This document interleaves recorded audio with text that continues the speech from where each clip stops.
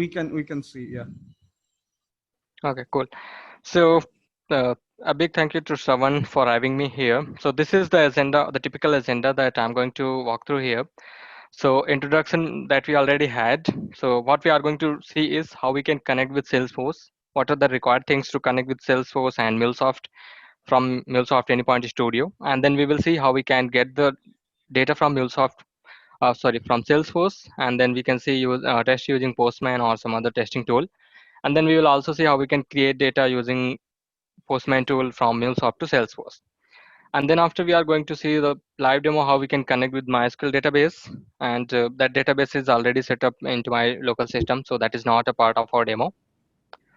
And then we are going to see what actually the order management system is, and what are all the typical components that can be or that are not the part of order management system, but that will be the overall typical overview that we are going to see. And then we have a use case which is again going to be a live demo. So this is basically we have a order management system, which is nothing, that is our MySQL database, and there is a table called customer that we are going to sync from OMS to Salesforce using a scheduler as an interface. Here we are not using any kind of HTTP listener. And then we will see what is the event-driven architecture overview, which is a key focus of this event. And then we again have a live demo, which is order creation and confirmation to the customer. And then at the end, we have a question and answer. So I request everyone to please go on mute if you're not speaking.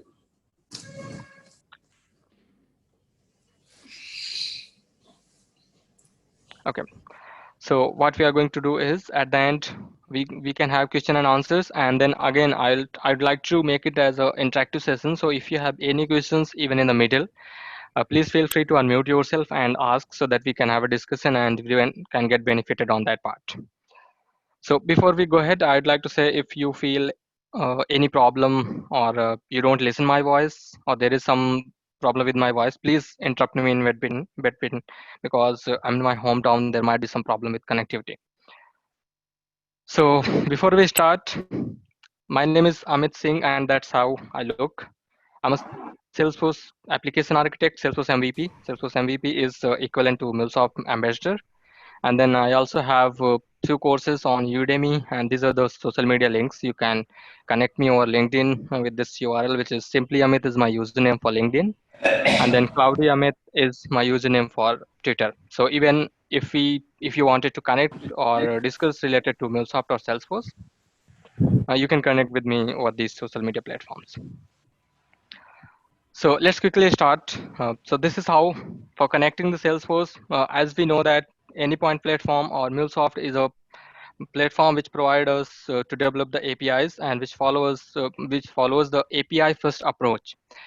That means we already have most of the connectors available to connect with different systems like Salesforce, Amazon, Workday, any other system that we have. Even if we don't have, we can develop our own with the help of MuleSoft. So first thing that we are going to see is how to connect with Salesforce, as we have seen the agenda, and then we will see how to get that. So this is a typical connector overview. That is a old version, which is 9.7.0. And then if you see, so I'm going to use connector version for Salesforce, which is version 10.1.0.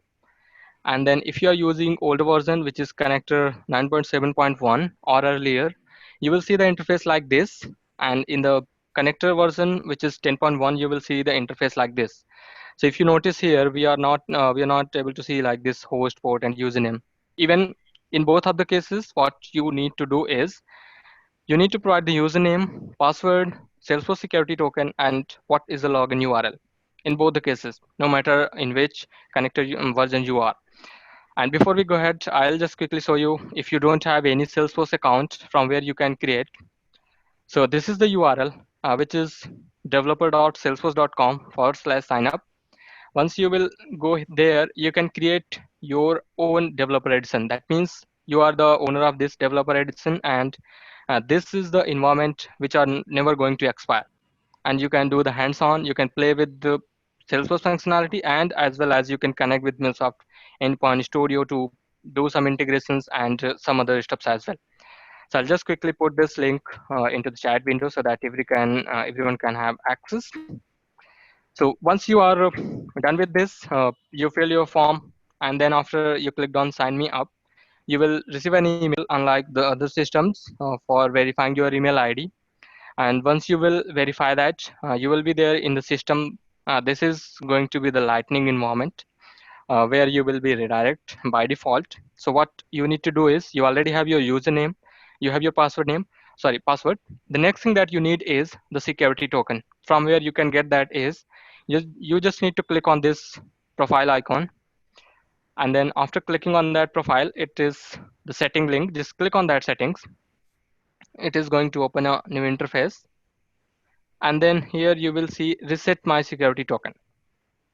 So this is the link where you will click, and then again you will see a button called reset security token. So as soon as you click on this reset security token, you will see you will receive another email which will be having a security token. And one thing that I'll tell you is security token is a case sensitive. So if it is a small in caps, this will definitely going to be the combination of numbers and characters, and few will be small and few will be in caps. So copy as it is, and then that is what we are going to use. And then here, so this is the very first project. I'm sure everyone is aware about how to create a project, but still for those folks who are very new to MuleSoft, for creating a project, you can just click on this drop down that you can see on top left, and then you just need to click on Mule project. It is going to ask you the name, what actually the name of that project is, and then you can see here either you can say that testing, or you can say that my first project, whatever the name you wanted to, and then you just need to click on finish. So I already have this project, and then I have this project which is Hyderabad meetup, and then it is going to create you an XML file which is by default file will be created once you create a project. So I have another project which is we are going to use for the demos that we just discussed. So I'll just use one file here. I have my credentials in this file. So I just need this security token, and then login URL. Everything I'm just going to copy this, and I'll just put here in the notepad so that I can use those. So this is a very first, we can say a very first XML file or configuration file that we have. As we all know, to create an API, what we need to do is we just need to drag and drop the HTTP listener here. So from this favorite section, you'll get that HTTP listener. Even if you don't see, I'm seeing a lot of disturbance. I'm listening. Could Yes, you can please you go on please mute? go on mute if you are not speaking? Let him complete the demo and then we can ask questions, okay? Yep, thank you. So even if you don't see this listener, you can just click on this. You can search for listener, and then HTTP is the namespace, and listener is the our component that we need. Just drag and drop. And after dragging and dropping, you will see that we are able to see this red sign. That means our listener is not happy with this. We need to do something for this component. Just click on that component, and then after clicking on that component, you have this display name. As usual, we need to provide a meaningful display name. So I'll say that I'm just going to get first. I'll say that get accounts. So why I'm saying this get accounts, because this listener is I'm going to use for getting the account purpose. I just said get accounts, and what is the connector? Just click on this plus icon, and then after clicking on that, you just need to be on the same whatever the configuration is already there, and then click on test connection to see if the connection is already we are able to successfully make the connection, or there might be possibilities this port is being used by some other processes, so you need to change that port. So let's quickly uh,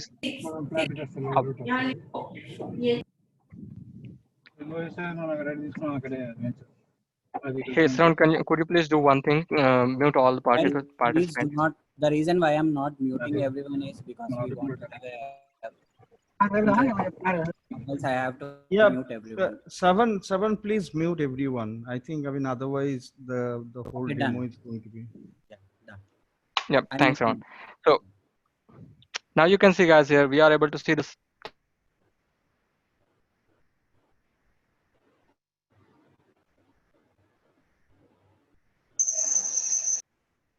Amit, Can you mute? I'll mute everyone and then you unmute yourself. Okay. Can you hear me? Yep. Now you can hear me, right? Yes. Okay, cool. So I believe we were in the same screen, right? So Yeah. earlier I was using port 8081, which is used by some other process. So I changed this port to 9999, and then once we clicked on test connection, we saw that message for test connection successful. So I'll click on this. Still, I did the connector configuration, still we're not happy. So we just need to provide a path here. So I'm just going to copy the same which I have given as a display listener, display name. Now I have seen that if I click on anywhere on this palette, you can see now there is no error in my connector. Just click on that part. There is one more thing that we need to do here is just go on this advanced. So you can see here allow methods. By default, we can hit this URL for all the methods, but we only want for get method. So I'll just put a get method here. That's it. So this is a very simple configuration that we had. Now what we need to do is we just need to get the Salesforce configuration. So what I'll do is I'll just click on this add module, and then from here I can see Salesforce. I'll just click here, and it is asking me to either I'm going to use 9.7.1 or 10.1. So I'll use this 10.1, click on add, and then I have got this Salesforce here. Even if you don't want to add, you can just search for Salesforce, and then you will see all the operations that we can perform Salesforce from any to Salesforce from Anypoint Studio. I just wanted to perform query here, so I'll just perform here search for query, and then I'll just drag and drop here in the process section. Now again, it is going to ask us some configuration. As we wanted to connect with Salesforce, we just need to provide a few Salesforce information, basic information that we had. So I'll just go and say here is query accounts. I'm going to query the accounts record, and then I don't have any connector. I click on this, the green icon, and then let me just expand it. So you can, first thing here, we have connection, right? In the drop down, you will see that we have got 5 different options. We have basic authentication, which is nothing. It is going to ask you username, password, and security token. And then we have 2.0. It is going to ask some different information. You can see consumer key, consumer secret, and then authorization URL, access token URL. So there are a lot of things, scope, what is before and after, everything we have to provide here. And then again, we have this, what is a callback, your authorized path. So if you wanted to learn more about this, there is a similar integration that is available. I think we can have a discussion on that at the end. And then we have some other options as well, like OAuth, JWT, and then we have username and password. So I'm just going to select this basic authentication, which is enough for this demo. And then I'm going to have the username here, and then password. Security token I already had here in this my notepad. I'll just copy this, and then authorization URL. So this is the URL that we have. So even you see here, we were able to see 48. I can change this 48. The current version of Salesforce is 50, but that is still not updated with MuleSoft Anypoint platform. So we'll always use the URL which is recommended by MuleSoft Anypoint. And then again, just to be on safe side, click on test connection to see if we are successfully able to connect with Salesforce. Because there might be some chances while typing the password or username, you might do. Okay, I think there is some error. I'll just quickly see here. Yep.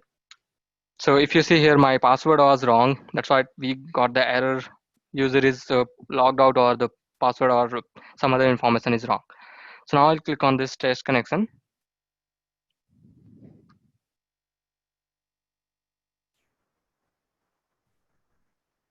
Okay, now we have seen this test connection successful. And then if you see here, our component is still showing the red mark. Still we are getting the error here. So what we need to do is we need to put the query here in this box, in the text box that we have. So unlike SQL, it doesn't support the asterisk. So what we need to do is we need to type what columns we want. So here I'll just type here a few columns that I do know. ID name, I'm going to say industry, rating, on. So these are few columns that I wanted to query from the Salesforce. You can even put more if you want. And then I'll say that from account, and then we'll put limit of 100 records. I do have more than 100 records. I just wanted to limit it. Now, I'll just explain you, this is the similar, everyone is knowing, even if you are from Salesforce background, you know that select statement is used for selecting the object records, and then these are the columns. The similar like we can put into the database. We are also going to see those.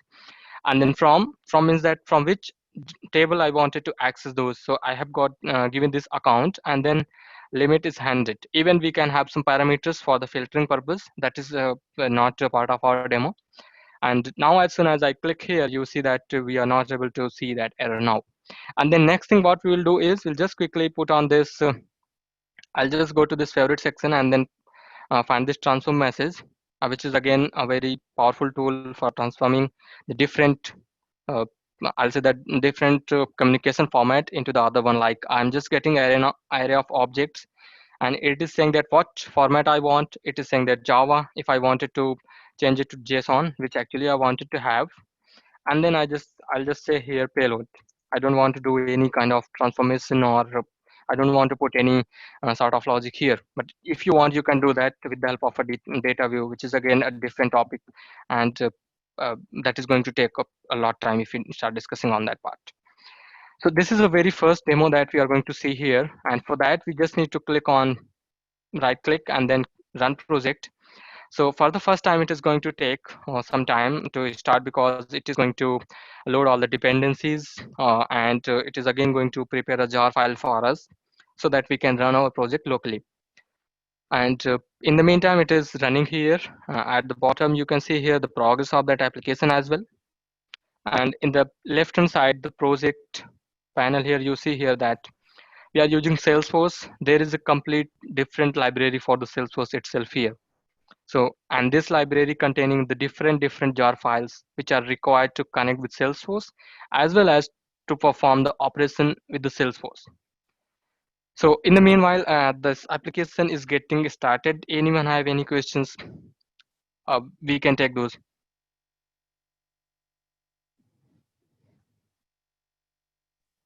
Hello,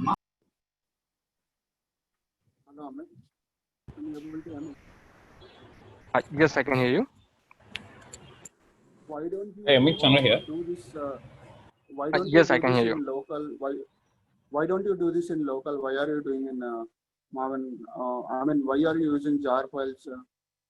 You can not if you don't use the jar files also, we can run this application. So you are particularly talking about the Salesforce jar files, or the jar files that we are using? Salesforce jar files and other jar files also. Okay, so basically this product, which is Anyfont Studio, right? This is a built on top of Java, and Java is using jar files and the executable jar files so that we can execute any of the application, not the MuleSoft, but any other application which is built on top of uh, Java. We definitely convert those application into the jar file, then only we can execute that. That's what we are doing here. Even we are not doing anything. MuleSoft is doing everything for us. If you see here on top here, you see here. Uh, Started the application, and then we got all the plugins that are required to run this run this project. We have got this HTTP, we have got this Salesforce, which is required. And when we talk about Salesforce jar files, right? If we don't use this Salesforce jar files, we cannot connect with Salesforce, because what are all the object structure and how the Salesforce is behaving, everything is there here in these jar files. If you don't use, even if you're trying to connect with Salesforce, not from MuleSoft, from any other software applications as well, you must need to authenticate by using some sort of authentication, right? That's what we are doing here. And that is why we are getting these jar files. Not for the Salesforce, but for every connector that you are using, you have to import those jar files. These are something like that, the package which having the dependencies. If we wanted to use some sort of uh, functionality of that package, we must need to import. That's what we are doing here. So adding to Amit's point, right? MuleSoft advantage is that, okay, we have less minimal code. MuleSoft will take all those donkey work, okay? We just need to configure. What Amit has done is he has just provided username, password token URL. That's it. So without connector, we won't be able to connect. So every connector is a content of libraries. Okay. So it will make you to connect to Salesforce seamlessly and easily. Go ahead, Amit. Hello, Amit. Can I ask a question? Yes, please go ahead. So in the beginning, you just informed us about the version, right? Like how you are using the latest version of this Salesforce connector, right? So, Yeah. during my development or while building the flow, I realized that I want to change the version. Okay. So how will I change the version, like to upgrade or downgrade the version? This is what I wanted to know. I'll say, yeah, very good question. So what we need to do is, once you go to this your project, right, in the project hierarchy, if you scroll down, you will see a file called pom.xml, right? So this file is the file which is actually responsible for having all the dependencies and the connectors, libraries, everything is there in this jar files, right? So if we go to this file, sorry, and then if you try to search Salesforce here, you will see that we have got this mule Salesforce connector, right? What you can do is Yeah. you can change the version here, and then as soon as you click on save, it will install that version of for you. So suppose that we had this like I'm not going to save that file, but we had something like that. I'll put it here, 9.7.1, something like that, right? So you can put Yeah. that, and then as soon as you will save here, it will take some time, might be 60 seconds or more, and it will install all the dependencies.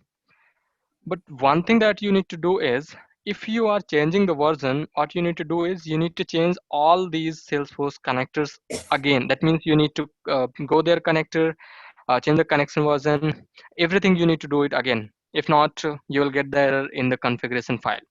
So that is the extra Okay. work you Okay. have to do if you are changing the configuration. Okay, Amit. Got it. Thank you. Yep, thanks. Hey, Amit, Okay, Chandra so here. Can I ask another question, or are we done? Guys, before going to questions, right? Let him complete this small demo and then we'll take up Fair enough. because we Yeah, are sure. in. Thanks. So yes, Amit, thanks, Aman. go. So if you see here the status is deployed, there might be some reason you see the status has failed. So if you see the failed status, you can just go on top and see what are the errors, and then you can quickly resolve those errors. So it will give you the complete error here. Either it is a null pointer exception or some unwanted characters are there. You can get all those. So now our application is deployed here, and then this is the endpoint. What is that? Okay, so I'll just quickly prepare the endpoint here. So I'll say HTTP, and then it is a local host. And then we have got 99999 and then / it is accounts. So we'll just quickly, so Saran, correct me here, it is localhost only, right? Not localhost.com. Yes, localhost :88. Sorry, 9999. Okay. So it is something like this. Yep, thanks, Saran. So what you need to do is just need to prepare the URL here and then click on, first I'll show you here, we just make that this URL is going to see the only, receive the GET request, right? Let's see using the POST request and see what we'll get the error here. So you can see here method not allowed for this endpoint, right? Why? Because we send this, we said that this is going to receive only and only GET request. So if we use this GET request, send this, and then it is going to take some time because it is getting the data, and then we got this invalid request data. So let's see what the error is here. We definitely got the error here.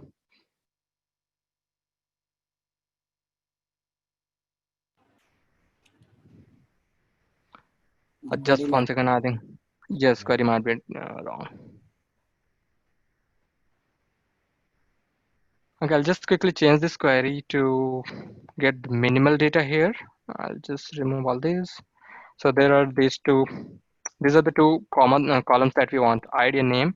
I'll just click on save. As soon as I click on save, it will redeploy the project, and this time it will not take much time because it is going to do the hard deploy. That means it already deployed, and we are just doing the minor changes on that project.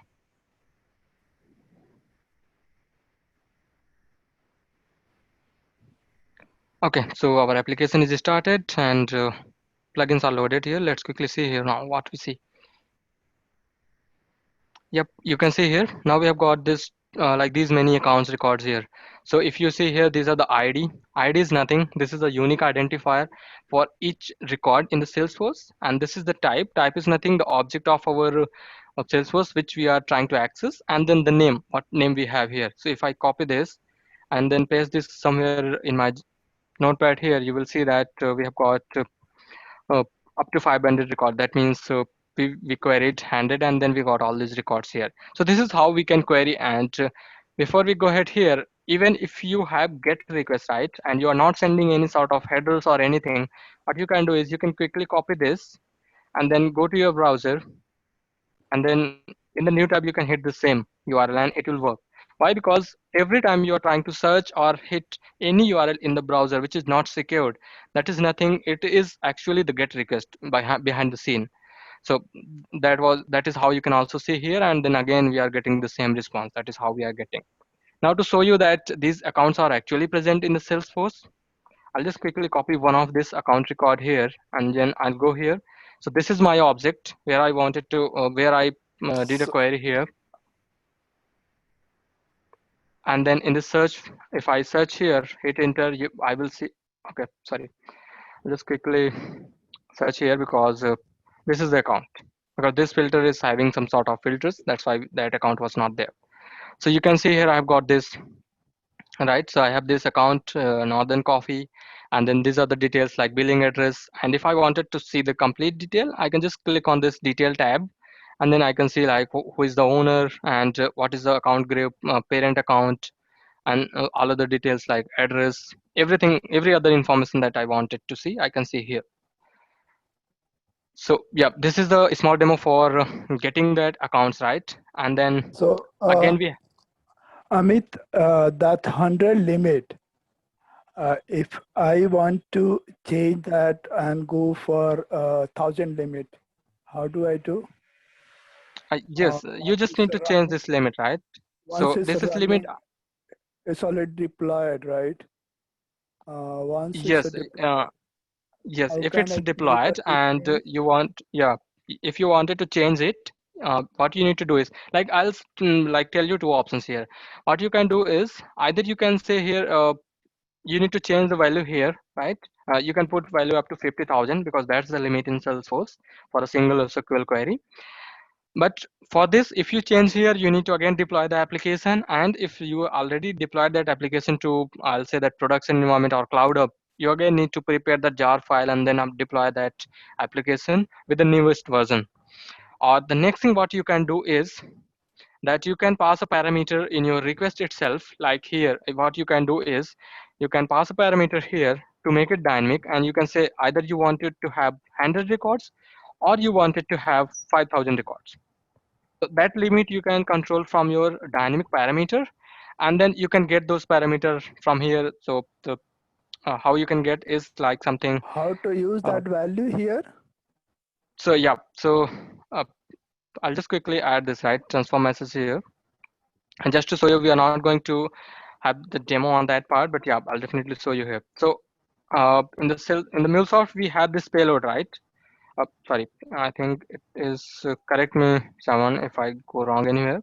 So it is payload.attributes. Oh, sorry, I'll show you here itself. So if you see here, right, this is the attribute request, right? In this request, if you see here, we have got this query parameters, right? So what you can see is you can say like attributes dot, and then you can go to query parameters, and then what query parameter you send from there, this is the limit, right? So you can just quickly use this limit. So this is how you can get your value, whatever you are sending that value from the query parameter to this MuleSoft application. And then what you need to do is either what you can do is We can you can store it in a, directly, yeah. yes, or you can store it in a variable, or you can directly use here. So what you can do is just click on this, right, plus icon, and say here, I'll just quickly say limit, and then what value you need to do is whatever we just got the expression. So this is the expression, right? Attributes dot query params dot limit, and then how you can are going to bind here is just use this, and then equal sign something and then the name of your variable. I think this is not something like this. Yeah. Colon. So this is how you can you do the binding, and it is going to give you the result as per whatever you sent from your application. So So guys, that's how you can do now, that. now it's ready to run, right? So just run that, pass that to 1000, and it's Yes, returning it's 1000. ready to run, but the thing is, I'm not sure either Uh, it is correct or wrong. so Santosh, So I think we should be like this is, I think records is limited in MuleSoft. I think we cannot run from more than some records, but the scope of this demo is only to show how to configure from Salesforce and MuleSoft. Okay. yes, correct. Yeah. Hi, Amit. So even Ajitesh here. yep, go ahead. So Yeah, to the actually, Santosh, right? Even if you want to do this, we can connect offline and we can have a hands-on demo on the same. I will be happy to help you on that. Yes, go ahead. yeah, Amit. So I had actually two things. So one thing is I needed confirmation. So when we connect a Salesforce, so you said there is OAuth connection as well. So is Salesforce is acting as an OAuth provider, or we have someone else as a third party doing that No, validation? no. Salesforce itself will do that. You have to create the connected applications for that, and then you can use the client ID and client secret from the provide whatever the client ID client secret you get from Salesforce itself. So we can do Okay. that from there. Yep. Okay, great. And second thing Okay. was in the circle query which you have shown, you have selected only two fields, right? ID and name, but the response you are getting as type as well in the response. So why is that so? Yep. That is the default behavior of Salesforce. Okay. So Okay. irrespective whatever query we give, we get type as well. Yes, you get the type. Even if you try to get some master records, right? Like you have some relationship between the objects, you get the type for those objects as well. Okay. Okay. So yeah, thanks. And I think we will take the question at the end again. Let's move with the demo. So here we have this post account, right? So we talked about this posting the accounts. So I just went dragged and drop another listener here. The path is again the same, which is accounts. And then I said here it is a method which is having going to accept post here, right? Now, one thing that I'll say do here is because we need to define what sort of data user can send, because the user can send a text format, XML, JSON, or some sort of HTML, right? So what we need to do is we must need to tell the user like this is the format that you need to send, and we also need to tell our request like this is the format that you are going to receive from the user. So for that, just click on that component, listener component, go to the metadata, and then click on this add metadata. And then for the output payload, just click on this edit. It is going to open a new here and just click on add and give here. So I'll just say that accounts and click on this create.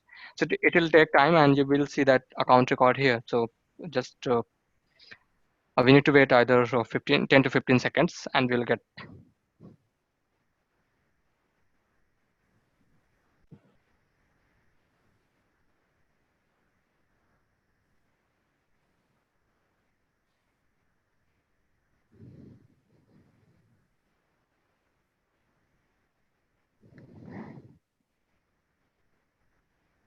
Okay, so now we have got this user defined data type and account. It is a type of string as of now.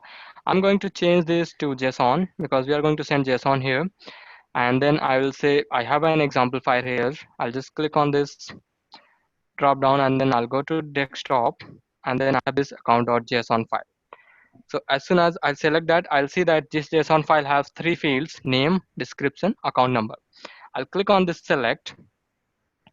Okay, now we have got this. This is our payload. And if we go to the examples, right, we go to SRC, resources, and then under examples, we will see our file, the file that we just created. And we will also see what data we have given, what kind of data we have given to the users. So this is the sample data. Even I'm going to use for the request purpose as well, but you can put any kind of data here. That is not to be the actual data. So now we have got this, right? Again, what I'm going to do is I'm going to go here to the Salesforce. I'll say create, drag and drop.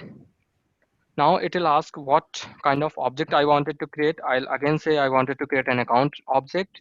Configuration, I already have this Salesforce config. For the object, you see here the list of all the objects objects are nothing. These are the tables in my Salesforce environment. I'm just selecting this account. What records I have this? These are the payloads that I am going to send here. Now I just did this right using the drag and drop. One thing I need to do is I need to tell the system like which field of the request is going to map to the which field of the Salesforce object. So I'll just quickly drag and drop this transform message. That's what we are talking about. Now on the left, you can see the input. On the right, you can see the output with all these fields that are available to that account objects. You just need to drag and drop these fields to the field where you want it to map here. First thing, I'll just do the change here. Sorry. I'll just make it to JSON instead of Java. And then I know that name I'm going to map with the name here. So I'll just map here. Okay. And then description, I'm going to map with the description. So I'll just quickly search a description. And then I'll map with this description. And then I have this account number. So I have this account number field. Okay. Basically, I don't have that field here. So yeah, you can map that, but I don't have as of now that field. I can't see here. But we do have one field called account number in account, but that is not here. So okay, as of now, I'm just going to, okay, this is the number field. Yep, let's see with the two fields as well. So now you see here, right?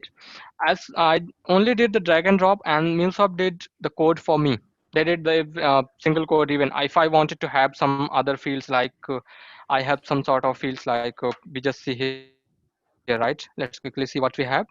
If I say type, right, not type, which is a picklist field, I just wanted to see the text field here. Right, so if I have this phone, I wanted to give some values, right? If I wanted to say, like these are the values that I wanted to say to the phone object, right? I can quickly do the phone object as well. So this is how we can quickly do the mappings, right? And then at the end, what I'm going to do is, again, I'm going to put a transform message so that we can see what output we are getting, either the errors or the success. So I'll quickly change it to JSON here. And then I'll just quickly remove this because I just wanted to see whatever the payload is coming from the Salesforce. So now I just save this. Let's quickly see in the console tab. And once our application is ready, we will be able to test that. And this time we will be using post method instead of get.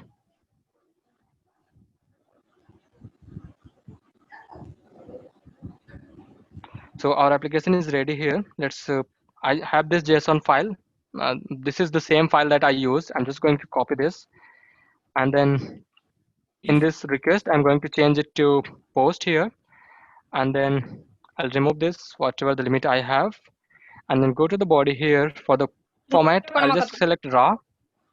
And then type is application by JSON here. And then this is what I wanted to send to Salesforce to create the records. And now if I click on this send, so you will see now we have got this right. So if you see here, this is sort of response we got from Salesforce. Let me copy this and then I'll just quickly paste it here, change the language to JSON. So you see here, right? We have got these records items. Under that, we have got this success is saying that true, and these are the record IDs that we have got, the unique record IDs, and there is no errors. If you see the errors, right, there is nothing. The error is a blank array that we have got. Now, if you wanted to see these records, we can quickly go to Salesforce records. I'm sorry, Salesforce org. Go to the account object. That's what we just created here, and then click on drop down. I will say that here is new this week. So now I have got these four accounts, which is saying that MuleSoft, Salesforce, Watson, and Centrex. And this is the phone that I just given as a default value. And if you see here again, the file that we have used here, these are the values that we have used. And then again, as these are for the new weeks, and still you can see the created date or 12 September, that is nothing, which is the today's date. So that is how you can send the request to Salesforce. So this is that was how to connect with Salesforce. And next we have how we can connect with MySQL database. So we will see the demo for this, and then after we'll take the questions, one or two questions if anyone have. So let's quickly, again, we are here in the same, how to connect with MySQL. Again, what we can do is we can just quickly search for here. We can say that database because it's a database. So we can say database here, and then we can say here select. So this is the select. I'm just going to drag and drop here. and it is going to ask me which version I wanted to use. I'll just use 1.5.5. Click on add. And then again, we got the new flow here. But you see here, again, we got the error. We just need to click on this add icon. And here you will see there are a lot of database that you can connect with, the multiple databases like MySQL. And what we have here is Derby, Generic, Microsoft, Oracle. So I'm just going to use this MySQL because that is what I have set up into my local system. It is going to ask the host, which is nothing. It is the local host. And then we have port. This is 3306. The username is root, which is a by default username. Again, this is a root.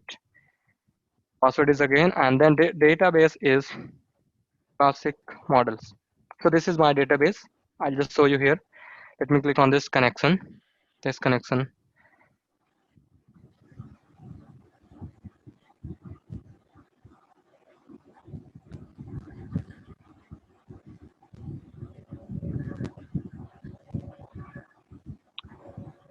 Okay, we got the error.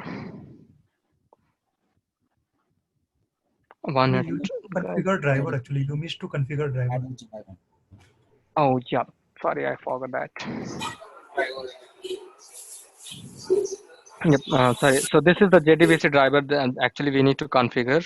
That is also mandatory. So here we need to select MySQL connection, and then we have got this JDBC driver, right? This is a red color. Just click on configure, add recommended libraries, and then it is going to download again a jar file for you. If you wanted to see, you can see into your project structure.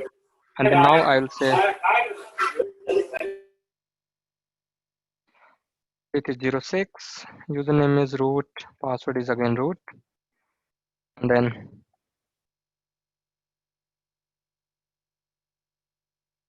classic model is my database. I'll just click on test connection, and this time we should see the successful connection. So that is how you actually connect your database, and the demo we will going to see in our actual demo that we prepared for you. So yep, with this I'll take a 5-minute pause here. Anyone have any questions related to whatever we just did here till now?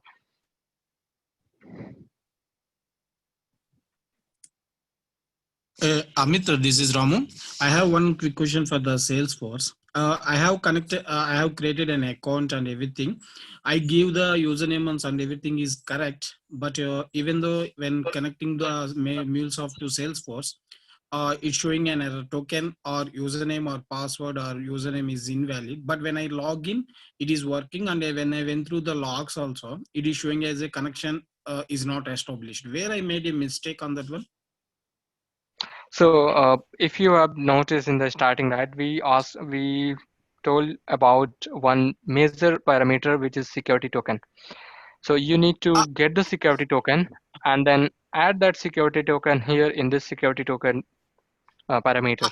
And then once you I entered the security token and everything also, even though it is showing as a the connection is not established because username or password or security code are invalid. When I log in to the Salesforce account, it is successfully login. The same credentials only I used here. Ramu, probably see when you are logging into Salesforce platform, right? You will not be using security token, right? While logging. So make sure that there are no spaces and all, right?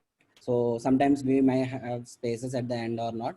Just because it will not say like that. If it is wrong, then only it will say like user or password is wrong. When you log into Salesforce platform, you will be logging with username and password, but not token.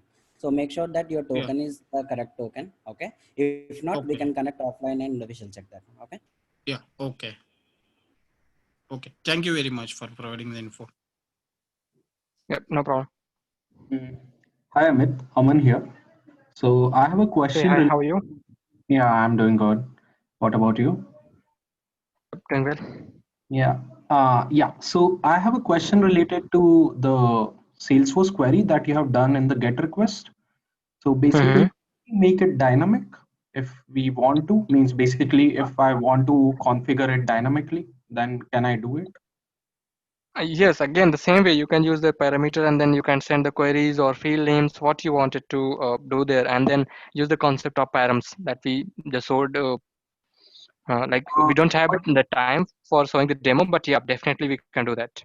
So but without Aman, params, is it possible? Means because in the params, let's say we have 50 fields or something, then it is not good to send it So, out Aman, all those details in a you can param. send those details in the payload request as well, post method body. Yes, We yes. You can can send use the post request method in and any then form, right? We can send it using query parameters. You can send in headers, or you can send as a post body request. So we can configure it dynamically. It's all about how we use DataWeave. Suppose you are sending those 50 fields in a payload, input payload, post body request, right? You can create a request in the transform message, and then we can do that. Okay. no, but Aman, what is the purpose of your dynamic query? Actually means I don't want to change anything within my MuleSoft configuration. So that Okay. means in the whenever means a new thing comes up or a new fields comes up, then I just add that parameter somewhere in my config files or something, and then yeah, it will run perfectly. So I don't No, need but to make the changes in the you, query connection. correct, but you need to be sure about your object, right? So whenever you are defining any flow, you are going to be aware what object you are going to pull, Correct. because there is a purpose in that flow, right? So when we are saying dynamic, are you trying to pull that data, generating a feed? Because that's the only scenario where you can go and externalize your query. Okay, all the way, everything is going to be externalized, because your file does not have any expectation of your previous model, because whatever you are getting, you are dumping in your feed file. So there is a purpose for that, because when Amit was showing, he was showing something called data view. Transformer is right. So transformer has two node, in node and out node.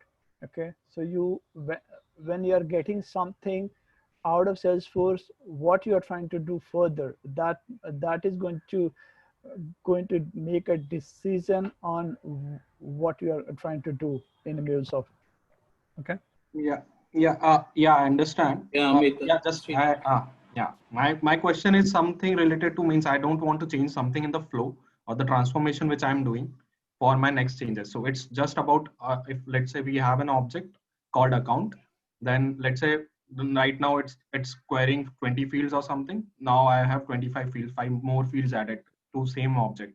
Then how can I make it dynamic or my MuleSoft thing dynamic, so that yeah, I don't need to change anything in the flow process. So not in the transformation or not in the query thing, or somewhere means some kind of config file where I can list down the attributes.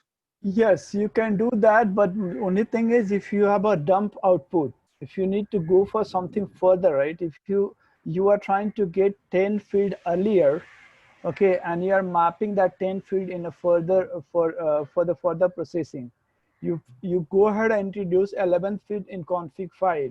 Your input, you're going to pull 11 column from your Salesforce, but your output is always going to map only 10. For that, you have to come back to your data view file and make that changes. Okay, that can be also externalized, but that changes is you cannot rather get rid of that change. Okay? Because what you are getting, if you are going to use that in a further in a flow, then you have to make that change. If you're just dumping in a feed file, then you are good to whatever you want column you can introduce, that is going to omitted in your feed file. Okay, yeah, thank you. hey, thanks for the help. So Yeah, I'd request one everyone. question. Yeah, Hey, we Amit. can. Okay. Hey, sorry to interrupt, but we can take this Yeah. at the end because we have the demo, and so Okay. yep, I don't want anyone to miss that demo. Okay. So I'll just quickly go ahead and just close this project because I have a separate project for that demo. Okay. So this is my demo where I have prepared this completely. I will show you the demo as well. So yep. So let's quickly see what actually order management is and how actually it looks like.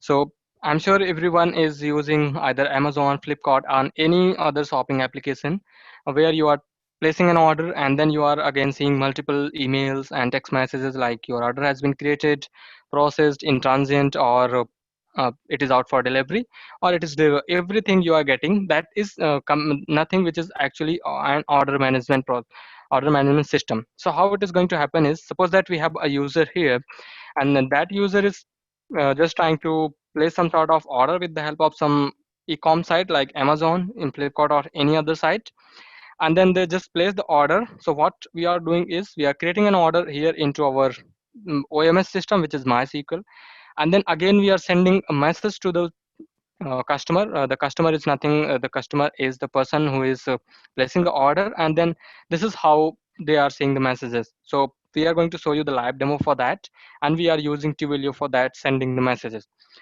So this is a very typical process, and these are all the elements that can be a part of order management. So that's what I was talking in the starting. So there might be some sort of e-com system which is having selling the products like Amazon. Then there is some database where they might wanted to store the products. It's we can say that they wanted to store some pricing, or they have some inventory system as well, and some sort of middleware like MuleSoft to integrate different systems like Salesforce, SAP, or some other system which is a part of this order management. So these are all the typical, I'll say, components that can be a part of order management.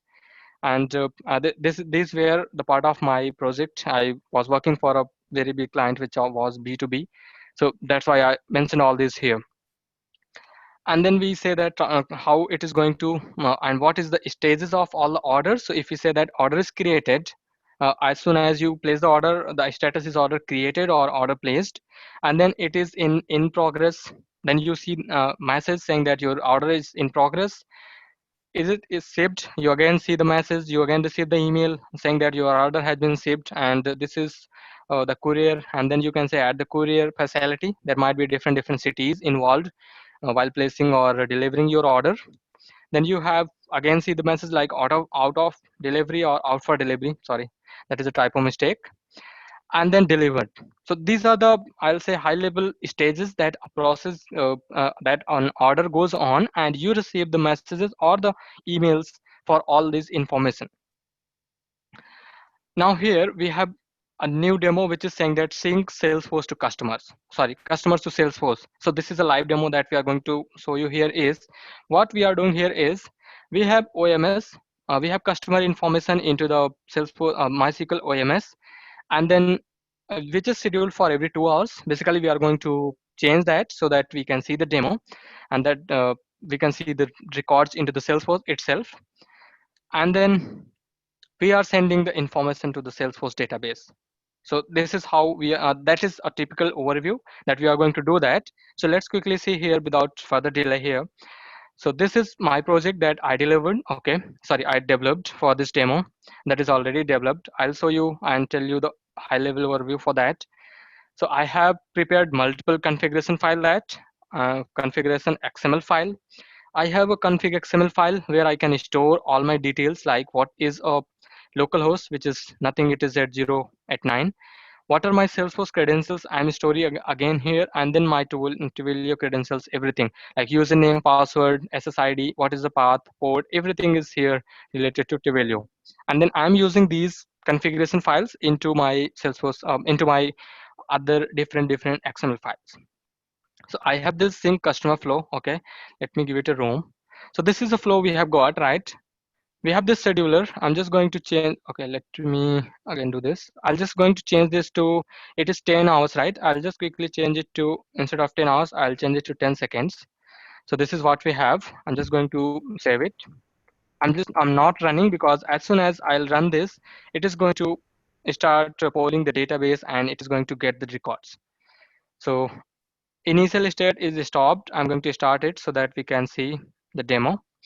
Now what we are doing is, after scheduler, we have this get customer details, which is nothing, which is using a database configuration. Again, this is the same configuration where we have this, what table is we have, that is customers, and we are fetching all the customers. Okay, all the details like what is the first name, last name, emails, phone, address, everything we are fetching from this. And then what we did is I used MuleSoft batch processing to send the to send the data to Salesforce with the help of badge aggregator.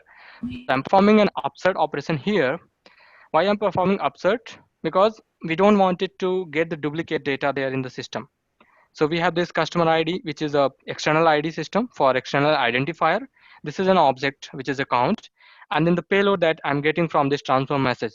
So this is the payload where I have said that for the name object, for the name field, again, it is fetching the values. I'll tell you the input and output node. Then earlier we were also talking about. So this is the name field of my account object. I wanted to map with the customer name field that is there in the database. Now you can see here all the mappings with the arrows and everything you can see here, and that's how I did here, right? And then I'm just upserting with the batch aggregator. I believe it is a record of 200. And then at the end there is a logger, and that is nothing.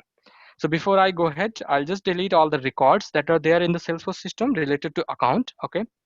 So if you see here, I have this customers, all customers, and I'll see, I think approx 80 records, which are 50 plus. So you can see we have got this customer IDs.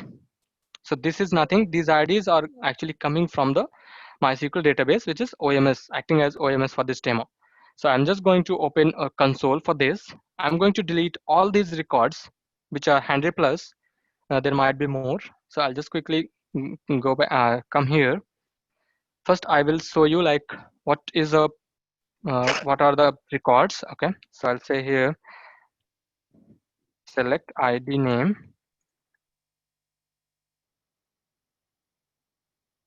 customer ID from account. I'm just putting a filter saying that where customer ID is not equal to null.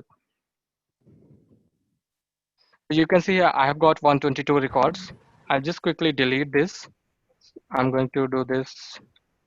So I'll say that delete. This is a way we can delete the records. And then I'll just click on execute.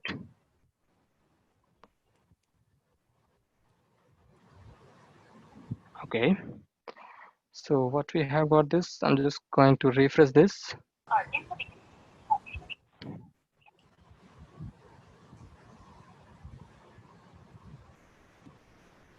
What I'm going to do is basically there are some records which I can't delete because of some existing related records. I'll say that database.delete. This is again a new way to deleting the record in the Salesforce.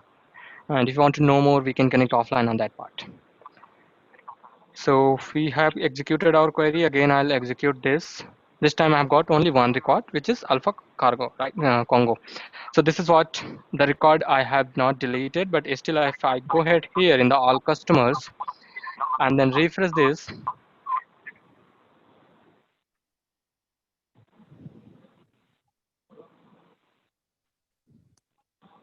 okay, you can see here there is only one record that we have. Now let's quickly see what we have, how we are going to just run this module here. I'm just going to run this project. And then we will see if there is any error which is occurring wherever we are trying to create a record, or we are able to get those records into the Salesforce system.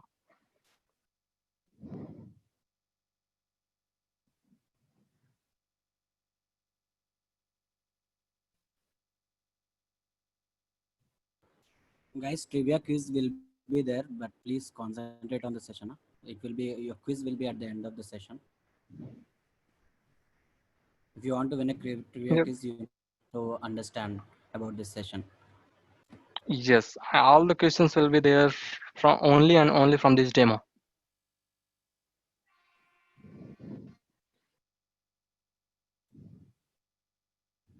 So it is going to take some time because we have a lot of libraries here like database, emails, HTTP, and then we have Salesforce, Twilio, everything is there. So we are just going to take some time, and we'll definitely see the demo for this. So this is a scheduler base. So if you like, I was talking with someone, and then we came to conclusion like most of the people say that there is only one listener, which is HTTP listener. So that is not the case. We have a lot of listener in MuleSoft like scheduler, and we have watermarks that we can use like on table row. That means if there is any record created in database, we can have that scheduler as well in the place. And then we have HTTP listener itself, and then we have like file listener. So there are multiple listeners, and even there is event driven listener that we are going to see in the next event, sorry, in the next demo.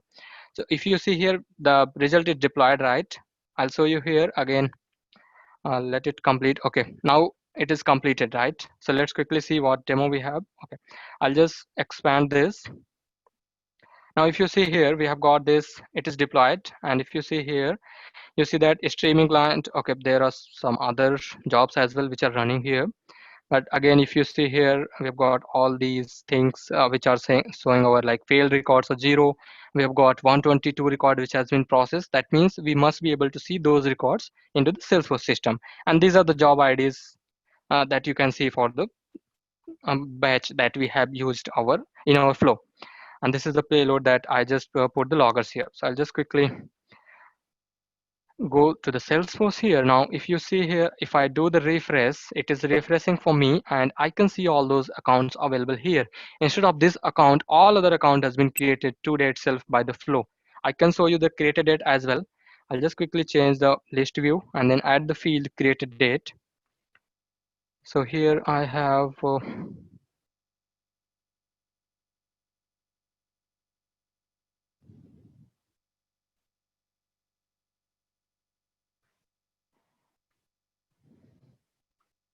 this is the field that we want, and I can save it. And as soon as I will save it here, you will see that date field here, and then we can see the value for that field as well. So you see here, this is for 11th of it is August, and then we have got this September, 9th of 12th of September. So this is how you can send the data. And what is the need of this? There might be a few questions like, what is the need of this scheduler and why we are doing this? So the need of this scheduler is because you must have systems where you wanted to save your data for the customers. Instead of having in Salesforce itself, there might be multiple places where you wanted to save the customer data. That is why we have this. So this was the first part of the demo, and then we have other parts. So before we go ahead, I would like one volunteer to share his or her phone number where we can send the order confirmation message so that you can also see it is actually working in the real time. So anyone, if you wanted to be a part of this demo. I think Bhagyasri has mailed it. Can you type 99124 99124 32113 32113, right? Yep. Okay. So you'll just receive a text message. Please share the code with us.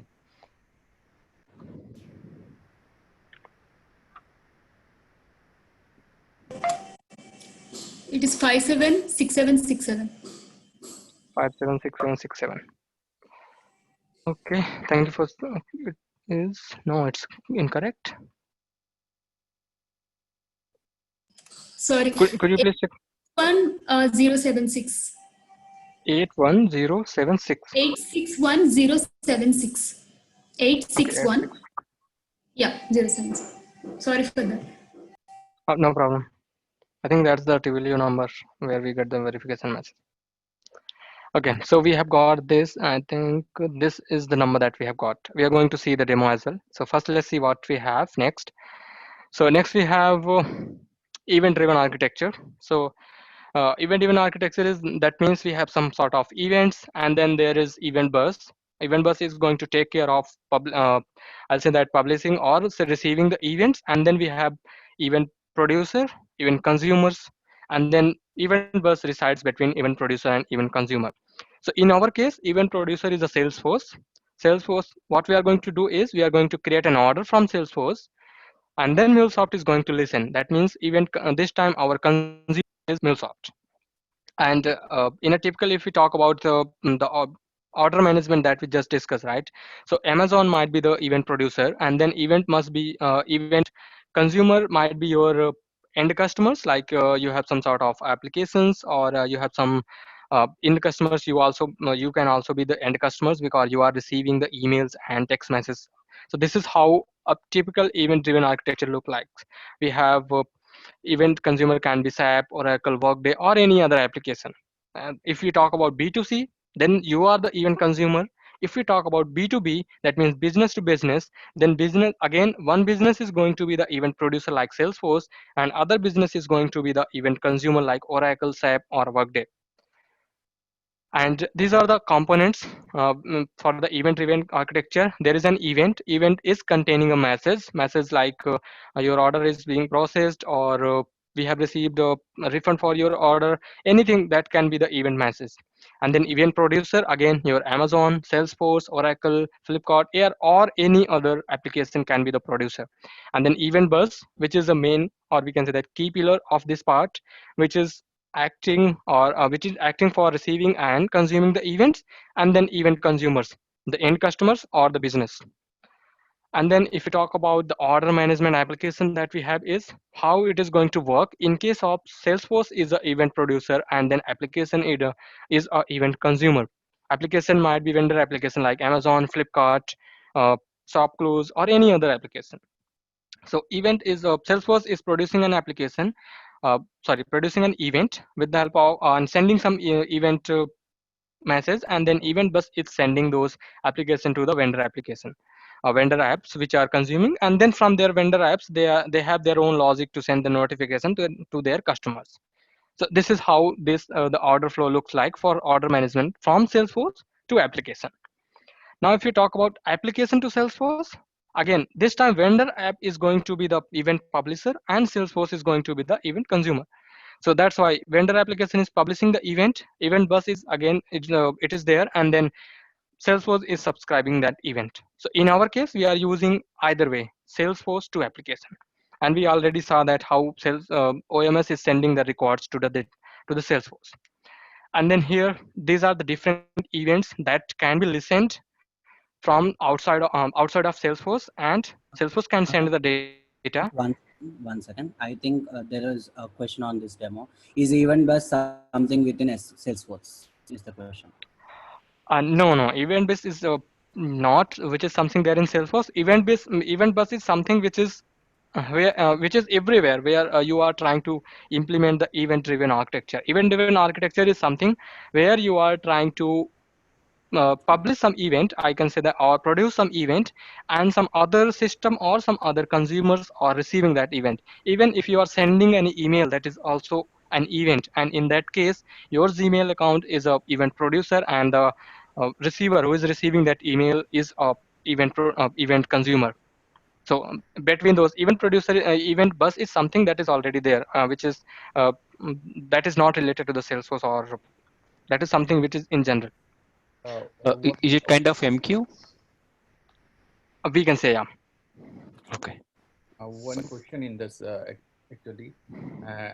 The event bus is what? You had said about event consumer, event producer. Event bus is anything, right? Active like MQ and active MQ, anything. Yes. Okay. Okay. In this case, we are listening from Salesforce channel, so the connector will be like within. MuleSoft is consuming the event, and Salesforce will be publishing the event. But in this case, what is the event bus then? It's the communication, the connection between Salesforce. That is a that is a way, or we can say that that is a medium by which we are sending our event, and the other system is receiving that event. Okay. It's mean like in our case, the connectors of the MuleSoft is a event bus. That's it. Right? Kind of. Yes. We are connecting with Salesforce through MuleSoft. Yeah. Okay. Cool. Thank you. Just to add Mule 4. Yep, go ahead. No, just to add, Mule 4 is based on event architecture. That's why we have like event source and then all the event components. Exactly. Yes, exactly. Yeah. Okay, so we were talking about what are the different events that Salesforce can listen, or Salesforce can, or some other system outside of Salesforce can listen, which are related to Salesforce. So these are exactly, I'll say that these are related to Salesforce. So platform event, most of you might have heard this. Platform event is again a event-driven architecture, which is used for, I'll say, for big enterprise applications, which requires coding at Salesforce side. Yes. So if you wanted to publish the platform event from the Salesforce, we need to do some coding from the Salesforce side, and then send the data with the help of our event, our platform event, which and then again other system like Node.js or we can say that Heroku or any other application like MuleSoft as well can subscribe those event and then get the payload whatever we are sending from there. And then we have this again for the platform, it's platform event itself. Platform event can work for any event. That means if we have some data changes, we can use platform event, or if we have some other sort of operation, sometimes we wanted to send some information, notification to our higher management, like that, we can use that platform event as well. That is not something related to data only. That means that is not limited to data only. And then we have post topic. Post topic again requires coding at our Salesforce side, and this is something which is related to the objects and fields that are available into the Salesforce, and this is used very rarely these days. Now the platform event and change data has capture has came up, and they are ruling into the Salesforce whenever it comes to the event driven architecture. And then when we talk about change data capture, it says that no code required. Yes, correct. So if we are dealing with the data only, that means if we are trying to send some data to the external system, or we wanted to receive some data from the external system to Salesforce, we can use change data capture. But the limitation is it is only for objects where we can perform some DML like insert update. What we need to do is, for this we need to enable the CDC in Salesforce. I'll show you how to enable that. And there is also some limitations. That means we can only enable for few selective objects, for few selective standard objects. For all the custom objects we can use those. And then for the standard objects, like once we enable those, we will get the channel for the selected objects. And what sort of channel we will get here? For the standard object, we append the change event at the end of API. So if you have noticed, right, I was using account as a API name here. Just let me change this. So I was using account as API name into the MuleSoft for getting the system, getting the records. If I enable the CDC for account object, what channel I'll get is I'll get a channel called account change event. Okay, that is what this slide says. If we enable for the standard object, we append change event at the end of the API. And then we have some sort of custom objects. Custom objects are the tables that we do create for our own purpose based on the business needs. If there are requirement, we do go ahead and create those custom objects. Now we have this change event, right? What we do is we append this change event after double underscore and remove the C from, for example, if the custom object API name is mule order underscore C, then the channel name, sorry, it's a typo mistake, then the channel name will be mule order underscore change event. So why it is like that? So suppose that if you create a object called customer, that is a custom object in Salesforce. If you create that, its API name is always going to look like this. It is going to append underscore C into the whatever the name that you have given into the object.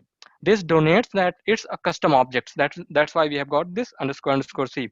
Suppose that you created a custom object called mule order.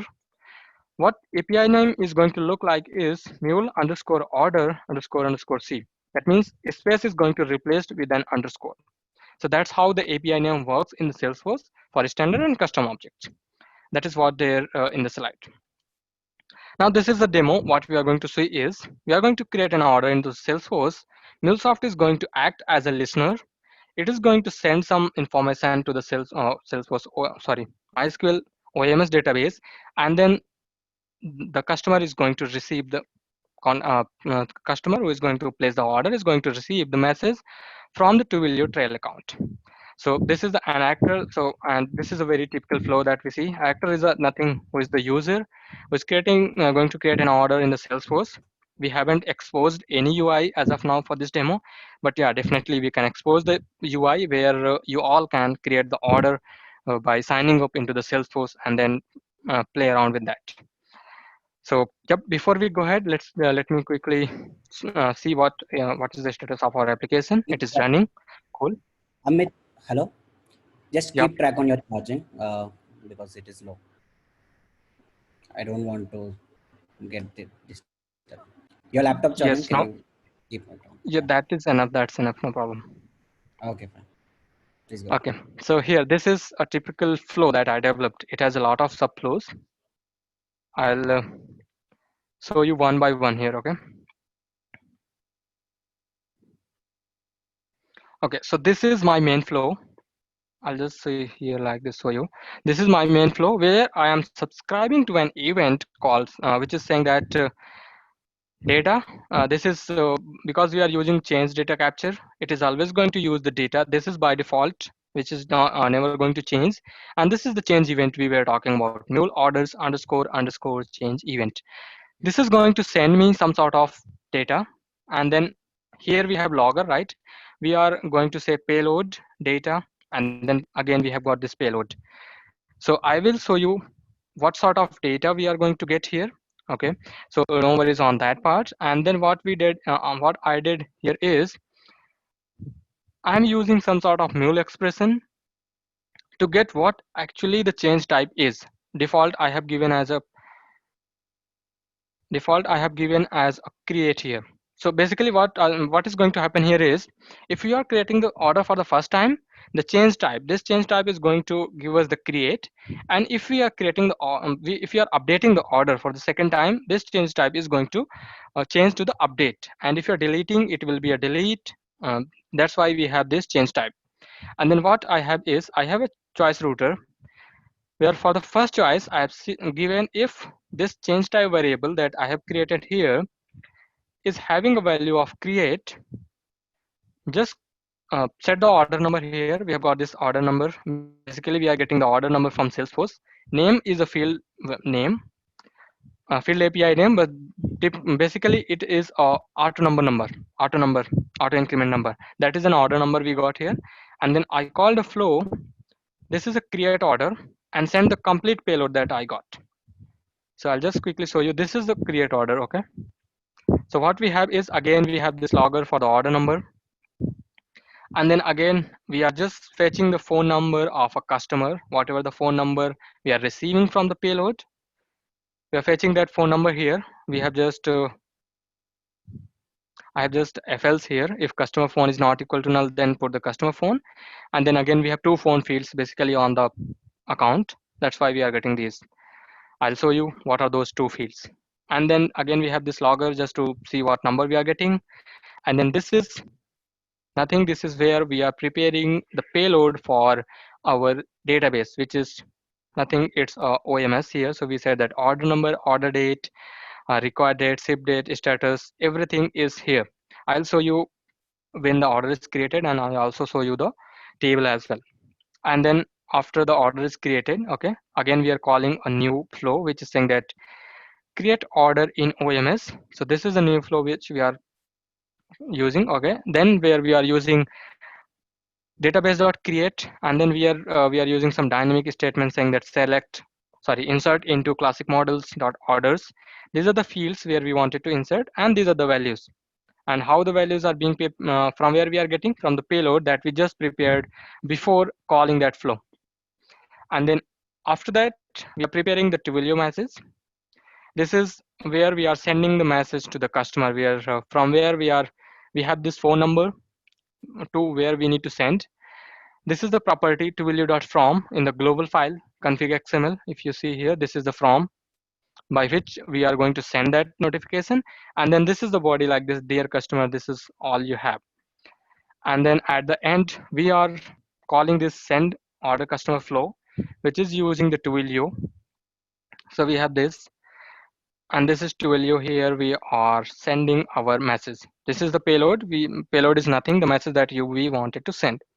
Now to connect with Twilio, what we need to do is, you can see I have this Twilio connector, right? I'll just edit on this and show you how to connect with that. So if you see here, we have got this Twilio username. From where I'm getting this username.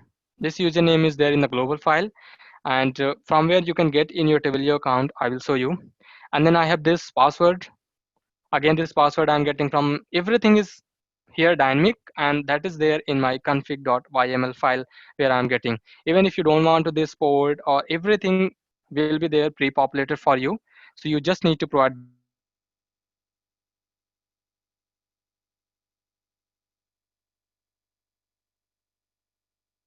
this your username and password. So from where you can get this username and password, I'll quickly let you know here. Twilio account, you will be there in the home page where you can see your I believe that is a client ID. Yep, now let it be here. Okay, yeah. So account SSID and then OS token. This is your username and then this is your password.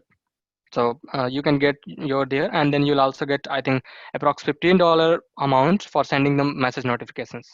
So you can get those here. So that's how we do connect with Twilio, and then click on test connection to see either the connection is successful or not. And one more thing here is scheme, right? If you see some sort of error while sending the notification message, not in the connection, right? If you see error while sending the notification message, change this from HTTPS to HTTP, because that's what I was getting the error. So I have given the HTTP. So there are some sort of security schema that you might need to put into your project. So as this is in this system, I can't made the changes. That's why I changed it to HTTP, and it is working fine. And then again, what we have is we have another choice router where we said that if change type is update, again we are calling a new flow where we are saying that update order in OMS. That means if we are changing the status, right, from created to, we can say in process to in transient, in courier, at courier, or anything, we are again calling that flow, which is update order in OMS, which is again going to do the update operation, where it is updating the same order where we have this order ID, and then we are selecting the customer phone number from the table itself so that we can send the message notification at the end itself. Again, we got this order phone. Just a minute, guys.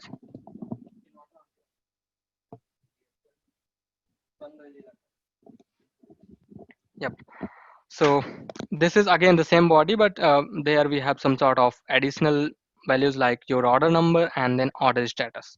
And then most of the things are same. And this is not a typical how you receive, but yeah, this is something you can see here. So before you, yep, let's go ahead and see how we can enable CDC into Salesforce. So for that, just go to this Salesforce, go to your Salesforce environment, go to the setup. And then from the setup, what we can do is, yep, let it open here, and then we will talk about where we can go.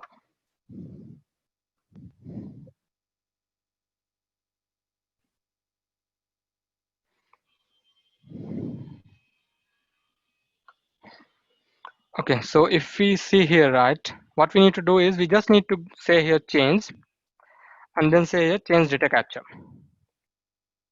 So as soon as you click on this change data capture, it will show a UI for you where you need to select for which object you wanted to enable the change data capture. So it is available entities. We have the selected entities. So I have enabled for mule order that we are going to see here. But if you wanted to enable for account or for some other objects like cases or contacts, you can go ahead and enable those, and then you can do the practice for your own purpose. Go ahead and then save this. Once you will see save here, now this time you will see the selected entities or the 4 objects that we had. And yep, now let's quickly see the demo here. Before we go ahead and see the demo, sometimes you might receive the message after 60 seconds, or it might also take 2-3 minutes. So if you don't receive the message in a single go, right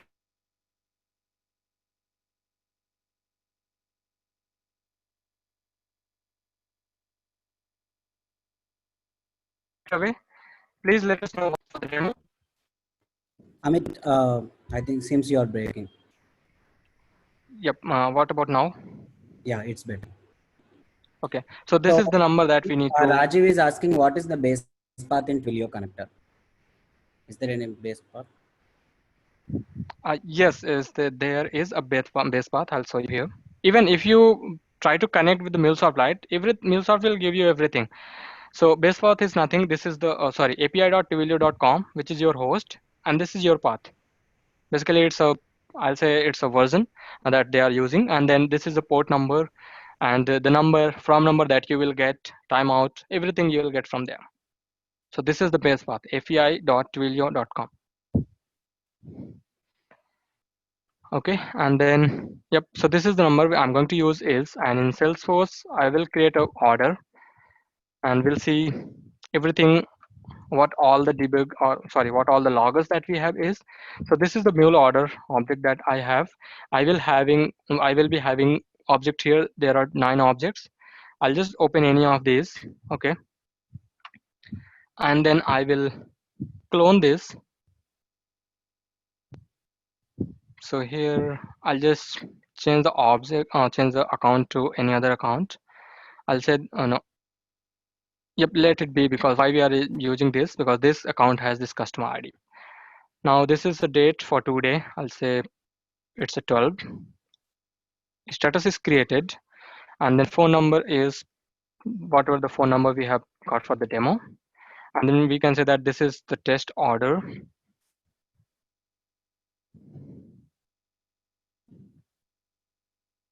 This is the test order from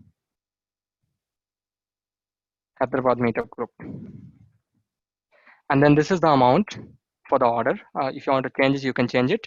And I'll click on new here. Oh, sorry, save here. So as soon as I click on save here, you can see this is the order number 1009. And you can see here we have got all this information. So let me show you. This is the payload that we got here. Like this is the comment that we just created. And then we have this last modified date, created by ID, amount. And then these are the change headers. Change type is nothing. It is a create that we got. These are the record IDs. And then you can see this is the origin. And then we have all these things. And database logger here, it is saying that affected row 1. And if you see here, order number, what we have is order number is this, phone number is this, and we have sent this a message. I'm sure you might not have received the message, but yeah, you will receive the message within 2-3 minutes. If you receive message, please inform us so that everyone can get the confirmation like we got this. And before I go ahead, I'll just pause my screen for a second because I need to pull up something, and then I'll again share my screen.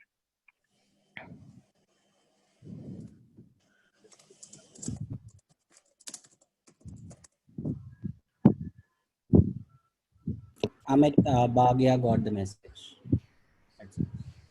Awesome. Thanks, Bhagia. So now let me share my screen again, and yep, you all can see my screen, right? Yeah. Okay, so this is my database, and I'll show you what I'll show you the basically I'll show you the order which we actually created here. So let's go to Salesforce, and from Salesforce, this is the ID we have. Basically, that is the order ID we are using, and it is a unique order ID. So I'll just quickly say select asterisk from orders, where order ID equal to whatever the ID that we had. I'll just quickly run this query, and you will see here we have got the same here, order 1009. That is what we have here, 1009. And then we have, this is the order date, required date, ship date, status is created. Basically my purpose was to show you what status is for that order. And then we have 363 customer, because this is a default customer. And then order ID, this is what we had, amount, and the customer phone number. Now let's take a step ahead and go to Salesforce again. I'll just try to change the status, and this is going to make the Salesforce, OMS database to the in process, and it is again going to send a message to the Bhagia as well. So let's quickly save this. And then again, we will be here in the MuleSoft. You can see, again, we got this payload, and this time change type is update. So we have got this update. This is the record ID. The record ID is nothing, which is actually that ID, which is for the unique order. And then what field we updated, it is status, and it is said that in progress. And this is what we have got this at the end. And if you see rest of this, status is in progress. And yep, then after we send the message notification to the Bhagia, and then we can get the confirmation from her. If we get back here into our MySQL database, refresh this, you can see the status has been changed to in process. So that's how this order management works, and that's how the event-driven architecture works with the MuleSoft and Salesforce. So this was the final demo for us, and now I'm open to take any questions that you guys have. Are there Sanjay, if you any can. CDC is only right now you show us create and update. It also gives delete also, right? And change it. Yes, you can do that. You can delete that order and then you can delete the order from the OMS as well. But why I did not show this delete operation, because delete is something that we wanted to do with the help of a batch. We don't want it to go ahead and manually delete an order. That is not a, I'll say that is not a real-time use case. Can we like in a Salesforce side? Can we once we pull it to the CDC side? So can we do the only we need to be quicker when doing the create, not when do update when we update when we record update it. I want to be like specific to only create, not required for update and Yes, you. delete. Yes, that's what we had, right? That's what we get that change type, and then on the change type, based on the change type, you can use the choice router, and then you can perform the logic. If that change type is not create, you can simply go to the default, and from default, either you can raise some sort of errors, or you can quickly stop your mule application there. Can you stop it at Salesforce side to like instead of because I don't want to do any coding for any update, but only want to do for the create. No. If you wanted to stop from the Salesforce side, there is no option for that CDC. It is definitely going to send that notification to the listener, where the event consumer is there, and then you have to do the logic processing at the event consumer side. Yes, and if you want to do that from Salesforce side, what you can do is you can quickly instead of using that, right? Instead of using CDC, you can use platform event. That is also a very good, and that's the recommended that Salesforce recommend for event-driven architecture whenever we are in a big enterprise application. Are there any throughput limitations here, like the speed at which order creation may happen in Salesforce versus the speed with which MuleSoft will accept these events, and then the speed at which Twilio will send the messages? So basically, these all are async process. That means these are all near real-time processes, right? So there might be delay. Sometimes we get in a quick way, like we see here. We saw here within a fraction of seconds, we were able to see the outcome. But sometimes we get the delays, right? While sending the notification message, even for the testing, when I and someone was testing, we got the message. It took up to five minutes. So that is something depends on the availability of the resources that they have. Okay, so this is an async process. The example that you took us through, this is completely async. Yes, near. We can say near real time. There is nothing called real time. It's a near real time.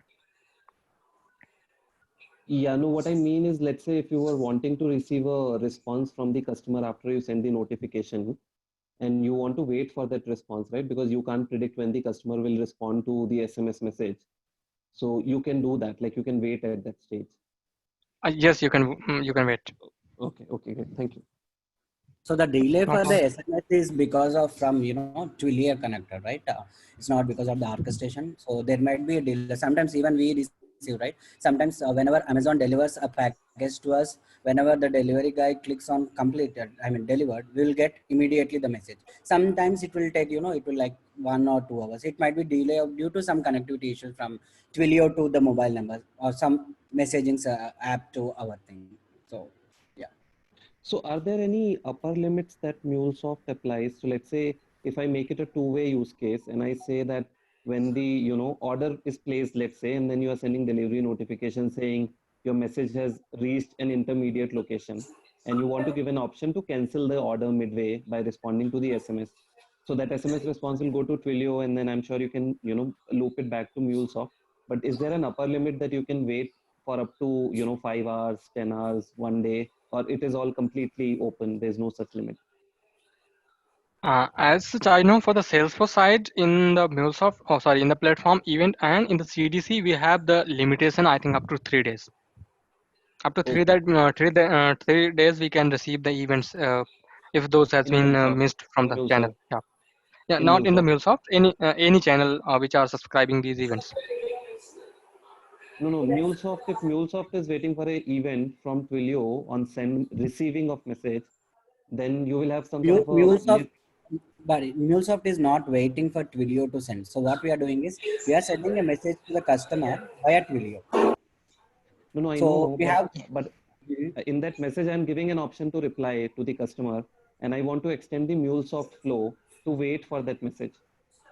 It will be a new flow in that case. So Mule 4 is completely non-blocking. Oh, it can't be. It can't be the same flow. I can't wait in the middle of that flow to receive a message. So the message will just flow through, and then if the customer wants to respond, it will be a new event. It will be a new flow. Oh, okay. It's So okay. It can't be in the middle. Okay, I see. guys, one thing, okay. TZ, your question is if you you cannot hold this back, okay? You not if you know you are going to get okay. There is a way. There is a way you can go ahead and hold it back, but that's not right solution. Okay. So solution is if you are providing a provision. So if you are getting a SMS having okay, if you want to do anything action on this event, you reply back on that, right? So once you're replying back, there is another flow in Mule, which is listening that channel. Okay, that's a different flow. It's not parked there. If you want to park there, how long you are going to park? Because HTTP majorly get out of connection within in 3 minutes, right? Maximum. You cannot go and put a timeout for forever, right? They're blocking a system. Okay? No, but if it was an async execution, every intermediate step would become async. So you send the message to Twilio, that action is done. Now you have a listener node and you're waiting for, to listen into in, and that can, again, going by the event triggered principle, correct. you wait forever to receive that message. Correct. So these guys, when they were talking about something called event driven, right? So they are, in that case, they are not waiting for, that's a system is going, once anything will appear on that channel, event automatically gets generated. And then your listener, which is listening, like if you see a lot of connector, there is something called on new message, on new table, etc. Okay. Those are listeners. Okay. That's on event sourcing listeners. They are sourced to the event. Okay. So anything, any disturb, anything update is happening on those listeners, automatically that flow will trigger. Okay. Just you need to go back to Twilio connector and see if there is anything called new message. If there is a new message, listener is there, that means that is talking about anything has been, suppose you gave some number 5123. Okay, that's the number you gave. Okay, so on Twilio channel, if on that route, if anything is coming, that flow is going to automatically take care about that. Okay, so you're not waiting, you have registered to that that channel, and that channel will automatically pass the data to you. Got it. One only last follow-up question. Sorry, I know I've taken a lot of time. No problem. Go ahead. This listener can be in the middle of the flow, or are you saying that listener is always at the start of the flow? Correct. Event source cannot be middle of the flow.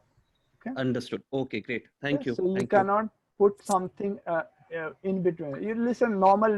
You cannot make an entry door within your house, right? It's just going to be either one corner of your house, right? Front or back somewhere. Got it. Okay.